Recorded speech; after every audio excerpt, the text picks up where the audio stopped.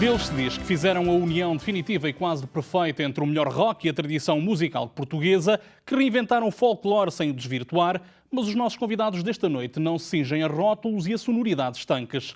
Depois de virou e de rock popular, dão a conhecer na próxima semana o seu terceiro trabalho de originais. Jorge Cruz e João Pinheiro são os nossos convidados desta semana.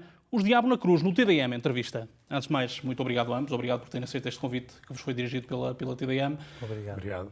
Porque só ao fim de 3 trabalhos, um disco homónimo? Normalmente é o contrário. Normalmente, quando uma banda se dá a conhecer, dá-se a conhecer com um trabalho com o mesmo nome.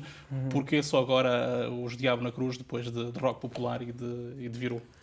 Porque as vidas das bandas também são um bocado como as vidas das pessoas, também dão muitas voltas e acontecem muitas coisas, e acho que chegámos a um momento em que, mais do que antes, nos parece que chegámos a uma identidade ou um apurar da nossa identidade, sabemos aquilo que queremos fazer.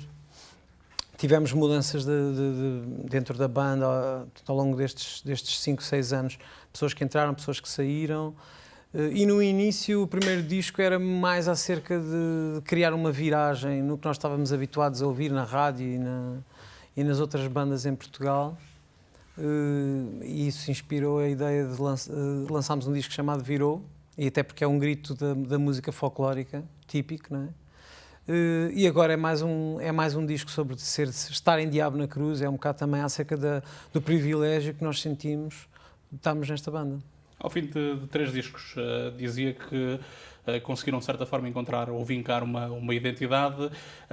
No primeiro disco tínhamos uma conjugação muito harmoniosa, digamos, entre o rock, entre a guitarra elétrica, por exemplo, e a viola braguesa. Conseguiram conciliar de uma forma refrescante, eu diria, para aquilo que é a música portuguesa. Conceitos, se calhar, são conceitos que não andam de mãos dadas em Portugal. No segundo disco, no rock popular, havia mais o recurso a uma sonoridade mais elétrica, digamos assim. Neste Diabo na Cruz, o que é que podemos esperar? O segundo foi mais... agarrámos-nos mais às percussões. Quisemos pegar na música portuguesa mais através daquela força épica das peles. Pronto, porque a temática do segundo disco era mais forte, era mais densa, era mais acerca do que é que nós nos sentíamos capazes de dizer acerca do nosso próprio país, da nossa identidade enquanto portugueses, porque o nosso primeiro disco correu tão bem que nos sentimos na obrigação de fazer uma espécie de reflexão sobre nós próprios.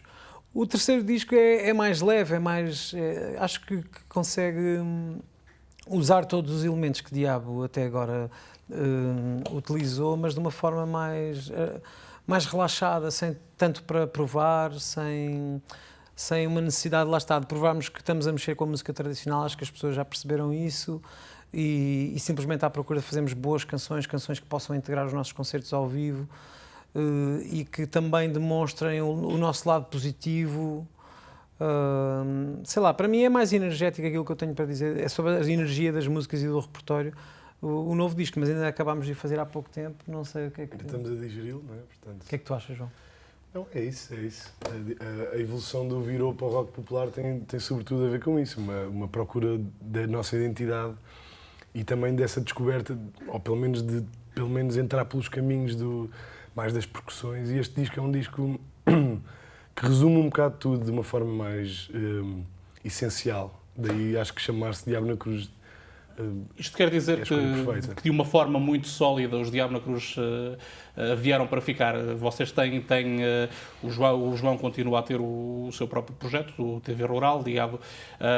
Isto quer dizer, quando surgiram um tanto ou quanto com a aura de projeto, um bocado como os Humanos, como Resistência. Pensava-se à partida que seria um primeiro disco. Primeiro perguntava-vos, ficaram surpreendidos com o sucesso que tiveram, tendo em conta que reabilitaram uma espécie de sonoridade que sempre foi um bocadinho mal vista em Portugal, sempre ligada às raízes, sempre ligada a um Portugal rural de porventura pobre? Sim, sem dúvida. Ficámos surpreendidos, porque na verdade, sobretudo no meio mais cosmopolita, existe ainda... Pelo menos na altura em que nós começámos, existia bastante esse pudor, não é? Por exemplo, as pessoas que estavam ligadas a nós olhavam sempre com algum olhar de desconfiança. Eu acho que a coisa começou, nós fizemos bem esse trabalho, no meu entender, então acho que a surpresa, de certa forma, foi começando a tornar-se uma coisa menos surpreendente, porque as pessoas começaram a aderir de uma forma... Fomos-nos habituando à ideia. Fomos habituando à ideia, não é? Trabalhámos bastante no primeiro disco para ter uma proposta que fizesse sentido tanto para a música contemporânea como para aquilo que eram as nossas pretensões de mexer no legado da música portuguesa. E depois habituámos-nos à ideia de que as pessoas tinham gostado. O segundo disco sentimos um bocado de necessidade de provar certas coisas, penso eu, olhando assim agora em retrospectiva. Este terceiro disco também é um bocado, nós assumimos para nós próprios que somos uma banda de pessoas e para as pessoas, que só faz sentido em diálogo com os outros, olhos nos olhos, no palco, a correr o país, e portanto ao aceitarmos isso também aceitamos que queremos fazer músicas para as pessoas cantarem, que gostamos, que agradecemos, que estamos gratos pela reação que as pessoas têm à nossa música e que não vamos fazer música a ignorar isso, mas sim música que aceita esse privilégio, de certo modo. Fazem-no também, a forma como fazem a aproximação ao mercado é de certa forma original. Lançaram, antes de se darem a conhecer com o Virou, lançaram o primeiro single, agora fazem a mesma coisa, lançaram Vida de Estrada em fevereiro ou em março, se não estou em erro, só agora lançam o disco. É uma forma também de apalpar terreno, de perceber de que forma é que o vosso trabalho poderá ou não ser aceito. Um bocadinho, a forma como o Dona Ligeirinha abriu o caminho no início da banda foi marcante para nós e nós lembramos disso, e o Vida de Estrada teve alguma inspiração nisso, mas também porque chegava a altura de mudar um bocadinho de rumo. Nós tínhamos feito, lá está, o nosso trabalho anterior, se calhar trouxe um público novo, um público mais exigente em alguns aspectos, mas também afastou um pouco um público que era... Que via em nós uma banda que tinha uma visão mais fresca de algo que eles não estavam habituados a consumir, entre aspas. Nós, enquanto banda, agora estamos claramente a fazer uma mudança para algo muito mais à vontade, connosco próprios, e o Vida de Estrada basicamente serviu para mudar de paradigma e lentamente, porque os discos hoje em dia consomem-se rapidamente, uma pessoa surge com 10, 12 músicas novas e pronto, depois as pessoas rapidamente as ouvem e passa-se para outra coisa qualquer. Assim, e tendo corrido tão bem como correu, acabou por criar um bocadinho uma antecâmara para o que vem aí. João, eu voltava assim, acaba por ser uma opção arriscada esta de quase tentar ressuscitar o folclore ou a música tradicional portuguesa com uma nova roupagem, uma roupagem mais eclética, isto num país que é um país um tanto ou quanto de extremos em termos musicais. Ou temos de um lado o fado, como grande embaixador, ou então rock consagrado ou alguma pop consagrada. Não havia até muito recentemente um meio termo. Agora já se começam a falar de novos estilos, novos intérpretes também. Foi um risco em 2010 quando apostaram neste projeto? Eu acho que obviamente foi um risco e esse risco foi assumido por nós, mas na verdade foi um risco que tinha que ser assumido mais tarde ou mais cedo. Porque, quer dizer, nós vemos no mundo inteiro as bandas de pop rock a pegarem, o Brasil é um caso exemplificativo, as bandas de pop e de rock a pegarem na sua identidade. Quer dizer, é impossível ouvir uma banda pop do Brasil que não tenha referências à música de tradição brasileira, não é? E mesmo nos Estados Unidos isso é evidente, começa a cada vez a acontecer mais. Portanto, esse risco foi assumido, mas foi, em meu entender, foi ganho, não é? Ou seja, foi... E por outro lado, quer dizer, para sermos mesmo sinceros, até mais do que um risco, até havia uma probabilidade grande, pensando bem agora, havia uma probabilidade grande de funcionar, porque é quase como em tudo, se há uma área que não está explorada, se calhar há de haver alguém que está interessado nela, e se não havia ninguém a fazer, nós teríamos de certeza ali um caminho a percorrer. Não tínhamos noção disso, porque quando estamos a desbravar assim um caminho novo, ficamos sempre um bocado sem saber o que é que vai acontecer a seguir. De qualquer modo, eu pelo menos como consumidor de música, e acho que nós enquanto músicos, há momentos em que citamos muito obviamente determinada sonoridade ou determinada banda, às vezes de propósito, mas em geral há sempre uma necessidade de não nos repetirmos e não sentirmos que a nossa banda é igual à banda do lado. Eu próprio, como consumidor, gosto de ouvir uma banda nova e de gostar da banda, mas tem que ter qualquer coisa de especial. Se for só uma coisa retro que está só a reavivar o som de alguma outra banda que eu também gostei, não é suficiente para mim. Eu preciso sempre de qualquer coisa nova. E pronto, usarmos estas linguagens e misturarmos e fazermos o nosso cozinhado à nossa maneira, era também uma forma de nos assegurarmos que íamos ser originais de alguma maneira, porque havia, sei lá, a Banda do Casaco, Trovante, pronto, o Fausto, obviamente, o Zeca Afonso, os Gaiteiros de Lisboa, mas bandas com bateria, Exato. baixo, guitarra elétrica, não... Ainda assim acabaram por optar por uma via, como dizia, de desbravar terreno, e uma via, porventura, mais difícil. Com o sucesso internacional, por exemplo, que tem o fado, ou mesmo com esta afirmação de fado dentro de portas, que acaba por sofrer uma grande reabilitação nesta última década, porventura teria sido mais fácil... Mas nós nunca poderíamos cantar o fado, pois, não é? a questão, não somos assim tão... A questão tem a ver com, por exemplo, a referência dos gaiteiros. É óbvio que quando nós ouvimos os gaiteiros que fizeram um trabalho excepcional e continuam a fazer um trabalho excepcional nessa recolha e nessa reinvenção da música de tradição portuguesa, aquilo não tem nada a ver com fado, ou tem muito pouco a ver com, só muito lateralmente é que tem a ver com fado, e aquilo, quer dizer, o fado não tem muito a ver com o rock, seria se calhar uma colagem mal feita. Mas não é? mais do que isso, é assim, eu lembro-me, uma vez num centro hípico em Barcelona, onde fui tocar num bar para 7 ou 8 pessoas estrangeiras, tentei cantar um fado porque era português e as pessoas, no fim, bateram nas costas e pronto, está bem e tal. Até nós sabemos que isso não é bem assim. Eu gostava de ter a voz do Camané, mas não vai ser possível, não é? Nós temos outros talentos, felizmente, estamos nos chafando.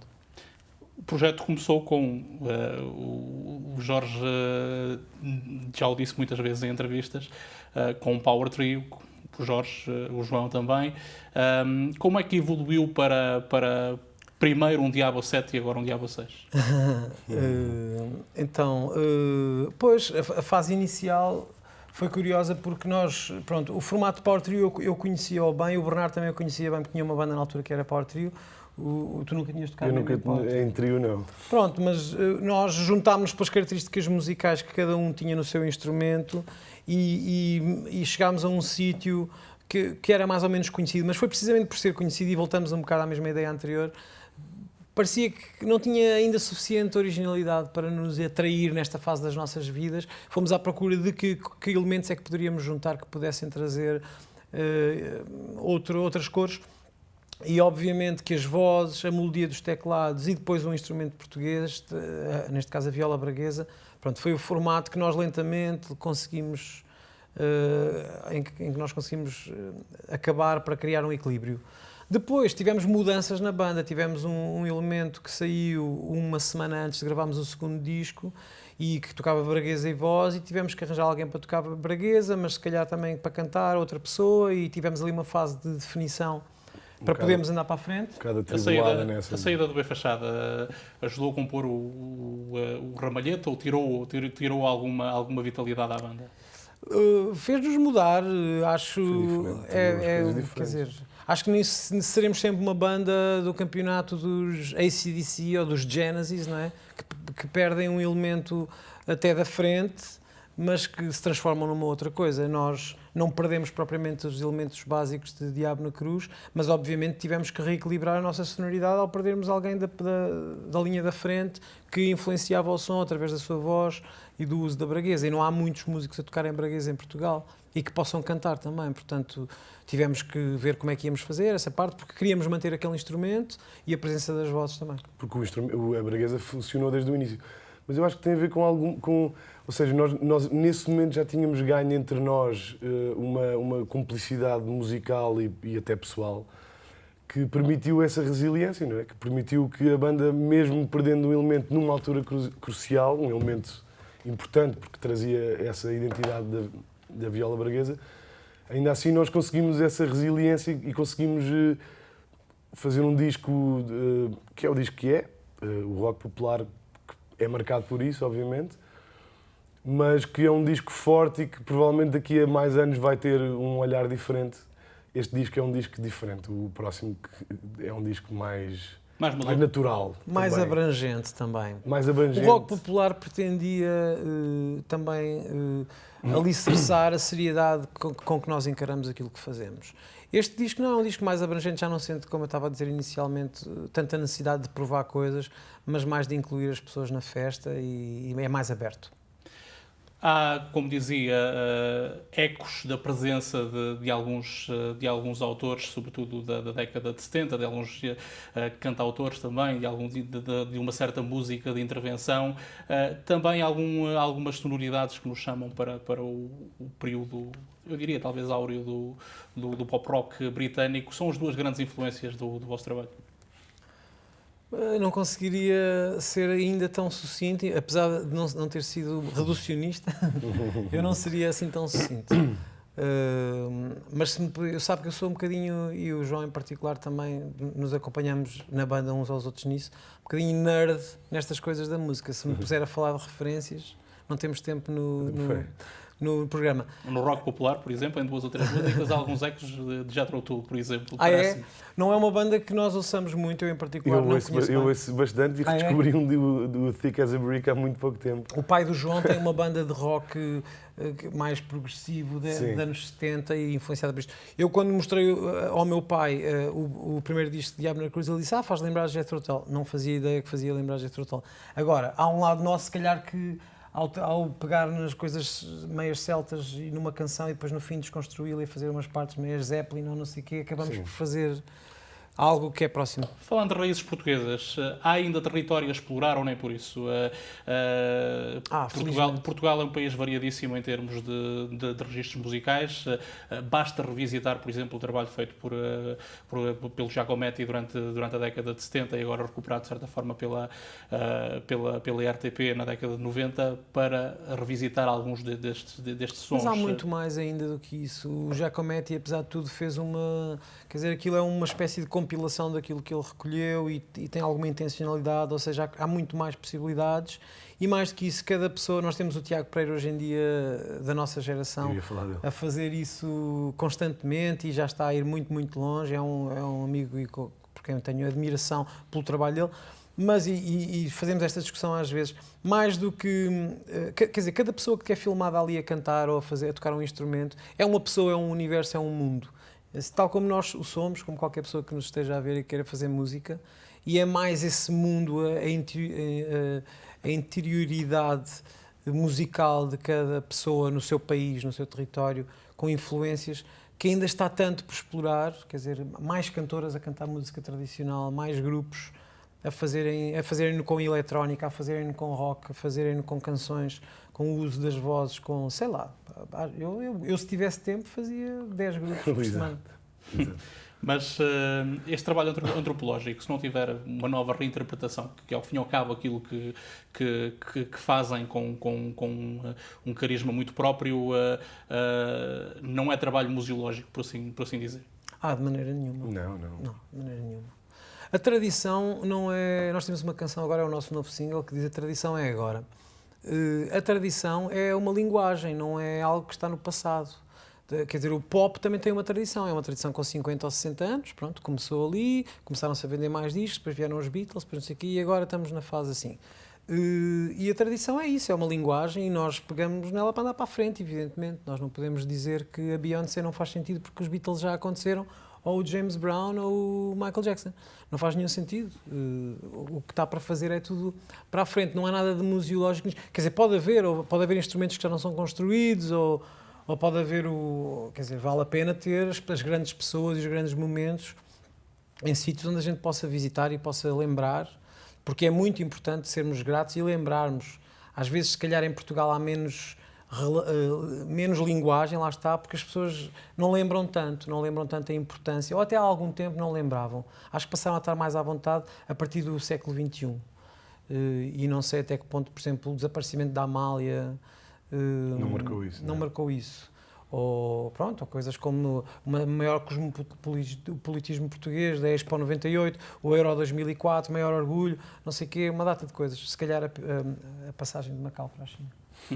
São, eu diria, dois sobreviventes porque andam nisto da música já há muitos anos. O João, já aqui referimos no TV Rural, o Jorge no Super Eagle, também com discos em nome pessoal.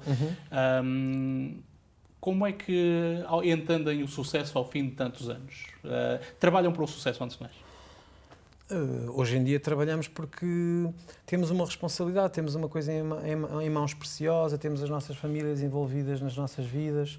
Temos outra maturidade, temos outra idade, quer dizer, pensamos de uma forma diferente a música, não é? Quer dizer, já não somos uma banda de garagem apenas, não é? Trabalhamos para o sucesso não de uma forma meramente comercial e sem nada para dizer, mas trabalhamos para sermos bem-sucedidos naquilo que fazemos. Somos muito inspirados pelo Mourinho, pelo Cristiano Ronaldo, dessa maneira.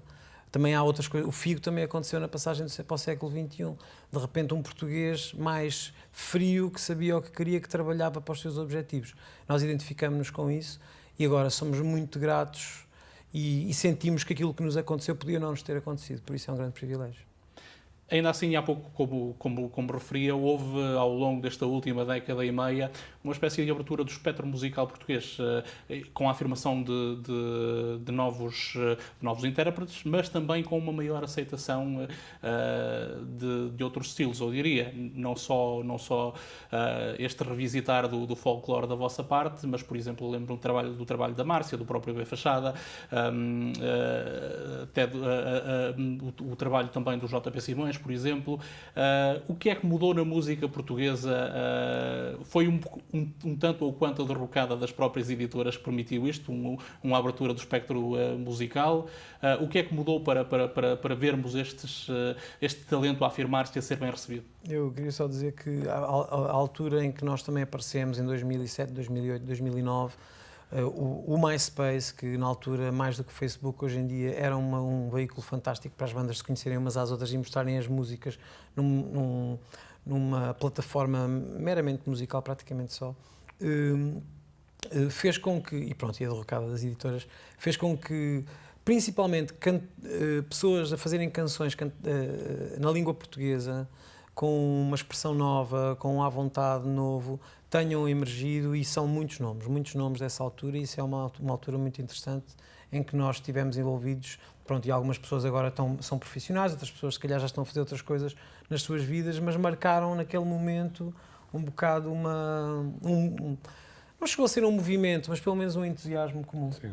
Mas tem a ver com isso, não foi só a música portuguesa que mudou, a música a nível mundial mudou, não é? Quer dizer, o acesso à música é completamente diferente. A possibilidade de gravar discos em casa, de fazer coisas menos ligadas às instituições grandes, como eram as editoras, permitiu que os discos não soem mal e que a música possa surgir com maior naturalidade e que haja mais gente a fazê-la, não é? E a mostrá-la e mais gente a ouvi-la também, porque há maior acesso, portanto... Aquela polémica que vigorava mais ou menos por essa altura em relação à questão da música portuguesa nas rádios e de uma maior presença, ajudou também à divulgação ou nem por isso? Ajudou quem produz música em Portugal a encarar o português como algo a valorizar?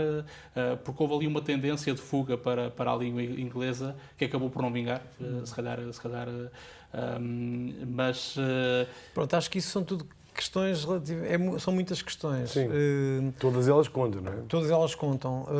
As cotas na rádio, eu diria que a politização destas questões acaba por não ser muito importante. As canções, apesar de tudo, são o mais importante e as pessoas quererem ouvi-las e gostarem é o mais importante. Portanto, aparecerem canções que as pessoas possam gostar acaba sempre por ser mais importante. Depois, o facto de haver uma geração, e ainda se mantém um bocado, que cantou principalmente em inglês, em Portugal, que cantava praticamente em inglês, uma percentagem muito, muito esmagadora, é todo um outro filme. Nós somos dessa geração. Nós, TV Rural e a minha banda Super Ego, na altura, no fim dos anos 90, eram das poucas, contavam-se pelos dedos de uma mão, provavelmente não de duas, as bandas que não estavam numa editora grande e que estavam a fazer música alternativa cantada em português. Falando de novo da preponderância do fado, sobretudo no que toca à imagem internacional, é algo que vos incomoda? Quando se fala de Portugal, fala sobretudo de fado em termos A musicais? mim, em particular, não me incomoda nada. A mim só me incomodaria se os intérpretes que estivessem a aparecer não não tivessem qualidade, porque a questão é essa, porque se de repente nós não tivéssemos o Camané, se não tivéssemos a Gisela João a aparecer, enfim, a Marisa também, a Carminho, a Ana Moura, não é? Se tivéssemos intérpretes de má qualidade, se calhar incomodaria, não é? Mas na verdade...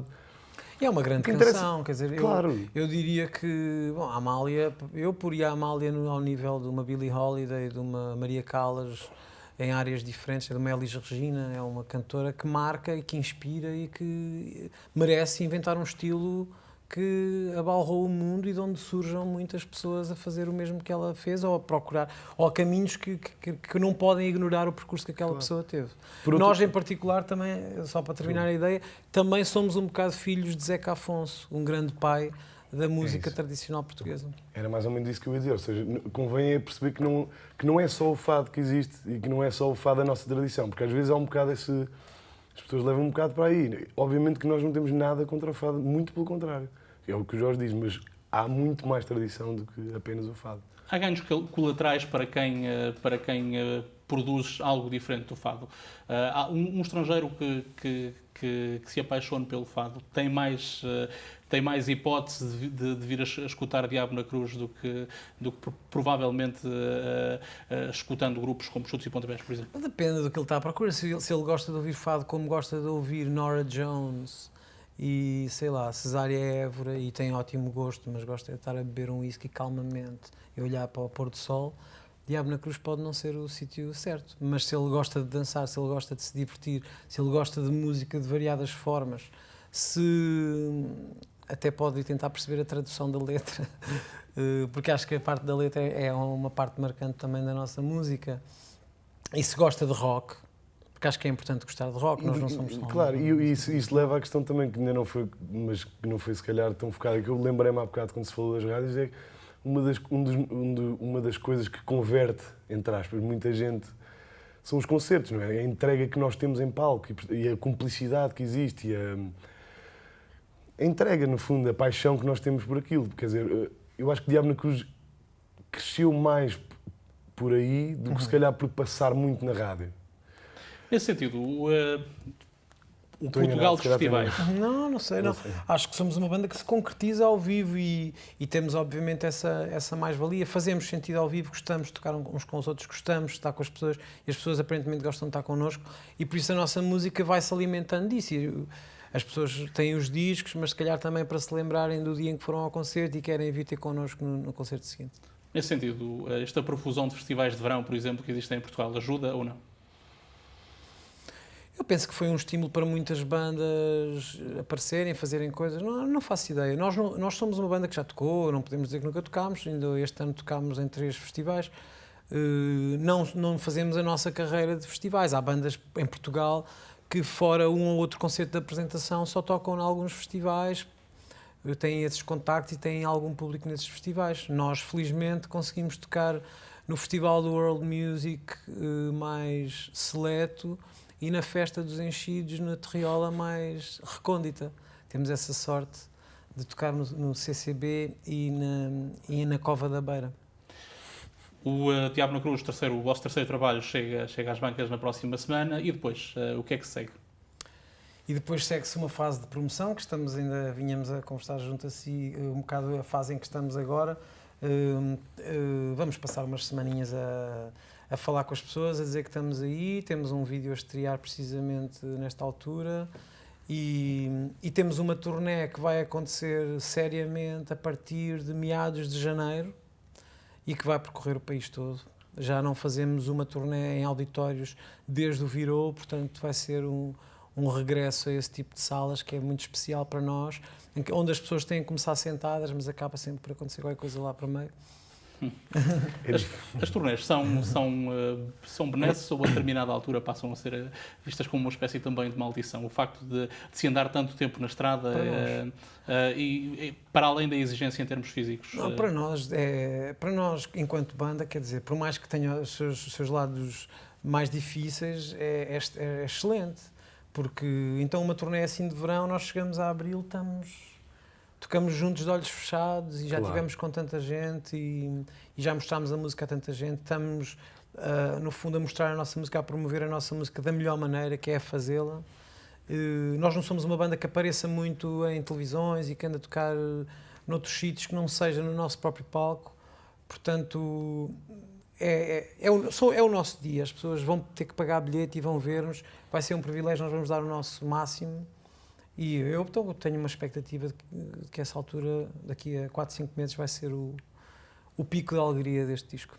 E o quarto disco, o terceiro ainda não saiu, o quarto já começa a ser mastigado ou é algo que vai surgindo com alguma naturalidade? Acabámos este disco há uma semana. Acho que é quase, acho que isso nem sequer passou. É verdade que, pronto, fica aqui também a confidência que nós ensaiámos umas 20 e tal músicas, se calhar perto de 30. Portanto, há muita coisa que eu não cheguei a levar para o ensaio, mais umas 20 ou 30. Portanto, se for para fazer só assim um best-of dos lados B, arranja-se rapidamente. Obrigado uma vez mais a ambos por terem aceito este convite que vos foi dirigido pela TDM. Quanto a si que nos acompanhou a partir de casa, o nosso muito obrigado por nos ter feito companhia aí desse lado. O TDM Entrevista regressa na próxima terça-feira, como habitualmente, com um novo tema e um novo convidado.